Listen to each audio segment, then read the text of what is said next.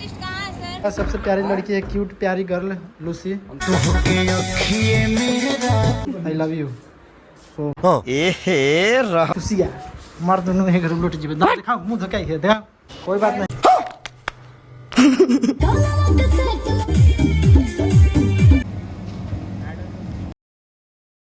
हम तो खुश है कि खुशी पहले आई है Lucy.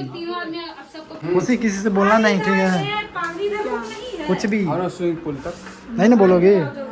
Swimming pool so guys यहाँ पे देख सकते हो लड़की लोग का मेकअप हो रहा है। सबसे प्यारी लड़की है, क्यूट प्यारी गर्ल लूसी।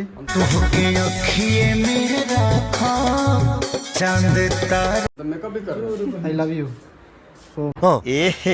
रहा नहीं जाता, तड़प ही ऐसी है ना।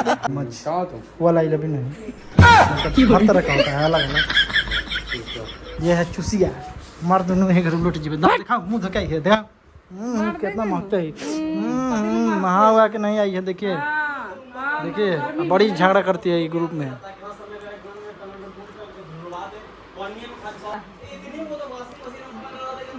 बात तो सही है, बिजली बिल तो लगता है, सब देखना है ना, पता। धन्य है प्रभु, धन्य हो, अच्छा टाइम पे आई हो तुम। कोई बात नहीं। नोट है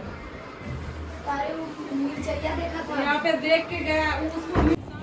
देखो सारा नहीं दिख रहा है, माइक नहीं है बाबू। सर मेकअप आर्टिस्ट कहाँ है सर?